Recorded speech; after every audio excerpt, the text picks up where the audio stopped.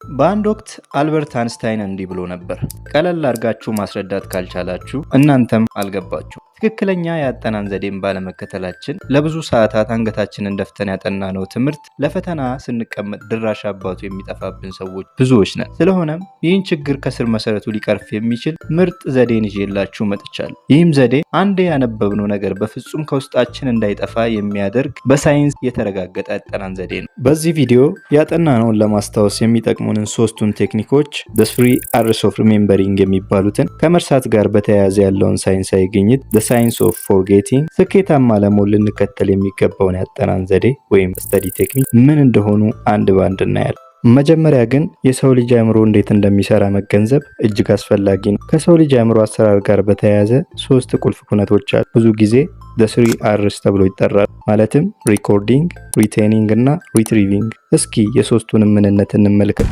ሪኮርዲንግ ጥናት በምናጠና ሰዓት አእምሮአችን በመጽሐፍት ውስጥ ያሉትን አዳዲስ መረጃዎች የሚመዘግብበት ሂደት ሲሆን ለጥናት ብዙ ትኩረት በሰጠን ቁጥር በአእምሮአችን ውስጥ የሚመዘገበው መረጃ በዚያው ልክ እየሰፋ ይሄዳል ማለት ነው።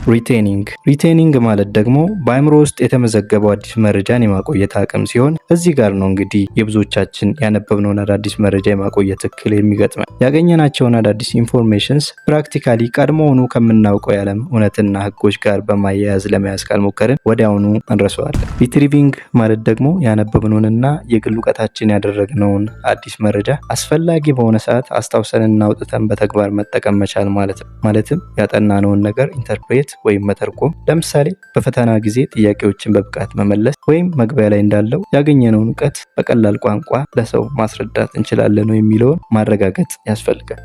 በመቀጠል እስኪ ለምንድነው ነገሮችን ቶሎ የምንረሳው የሚለውን እንመልከት። በ18ኛው መቶ ክፍለ ዘመን መጨረሻ አካባቢ በጀርመን ሀገር ታዋቂ ሳይኮሎጂስት የነበረ ሰው የሰው ልጅ የተማረውን ነገር በሚገርም ፍጥነት እንደሚረሳ የሚያሳይ ዘ ፎርጌቲንግ ከርቭ የተሰኘ የምርምር ውጤት ይፋ አደረገ። በዚህም መሰረት አንድ ሰው ያወቀውን ወይም የሰማውን መረጃ 70% ያህሉን ወዲያውኑ በአንድ ቀን፣ 90%ን ደግሞ በአንድ ሳምንት ውስጥ ይረሳዋል። ለዚህ ነው ለረጅም ጊዜ ቁጭ ብሎ ማጥናት ወይም መሸምደር ጥቅም የለውም የሚባለው። ታዲያ ትንሽ ሰዓት አጥንተን ሰቃይ ተማሪ የሚያደርገን ሳይንሳዊ የአጠናን ዘዴዎችስ ምንድናቸው የሚለውን እንመልከት። አንደኛ፣ ለማስታወስ ከመጣር ለመረዳት መሞከር። አንብቦ ለማስታወስ መሞከር ትርፉ ድካም ብቻ ነው፣ ወይም ሊጠቅም የሚችለው ለአጭር ጊዜ ብቻ ነው። አንድን ነገር ፍሬ ሀሳቡን እንጂ ቃል በቃል ለመያዝ መታገል አያስፈልግም። ሁሌም እነዚህን ሁለት ጥያቄዎች ራሳችንን መጠየቅ ያስፈልጋል። አንዱ፣ ያነበብነው ነገር ቀድመን ከምናውቀው ነገር ጋር ያለው ግንኙነት ምንድን ነው? ሌላው፣ ይህ ሀሳብ እንዴት በጋዱ ዓለም ላሉ ችግሮች መፍቻ ቁልፍ መሆን ይችላል የሚለውን። ያ ሲሆን ነው የነገሩን ፍሬ ሀሳብ የምንረዳው። ሶስተኛ፣ የተማርነውን ለሌላ ሰው ማስተማር።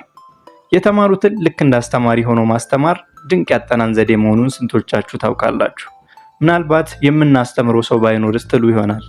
ነገር ግን የተማሪ ፊት ቆመን እንዳለን በውስጣችን በማሰብ ማስተማር እንችላለን። ልብ በሉ፣ በቀላል ቋንቋና በቀላል አገላለጽ። ካልሆነ አልበርት አንስታይን እንዳለው ሐሳቡን ገና አልተረዳነውም ማለት ነው። እነዚህ መንገዶች ከተከተልን ውጤታችንን በሚገርም ሁኔታ ማሻሻል እንችላለን። ስለዚህ ያነበብነውን መያዛችን ለመፈተሽ የተለያዩ ጥያቄዎችን መስራት፣ ረጅም ሰዓት ከማንበብ በየመሃሉ እረፍት መውሰድ፣ አንድን መጽሐፍት ብቻ ሳይሆን የተለያዩ ሪፈረንሶችን መጠቀም፣ ያነበብነውን በውስጣችን ማብሰልሰልና ስዕላዊ ትርጉም በሚሰጥ መልኩ በጥልቀት መመርመር ያጠናነውን ነገር መቼም እንዳንረሳው የሚያደርጉ ናቸው። እስኪ ጥናትን በዚህ መልኩ አድርጉትና ካልተለወጣችሁ እኔ ልቀጣ። ሐሳባችሁን በኮመንት ከተመቻችሁ ደግሞ ላይክ ማድረግ እንዲሁም ሁሌም ጠቃሚ ቪዲዮ እንዲደርሳችሁ ሰብስክራይብ በማድረግ የደውል ምልክቷን መጫን አትርሱ። መልካም ጊዜ።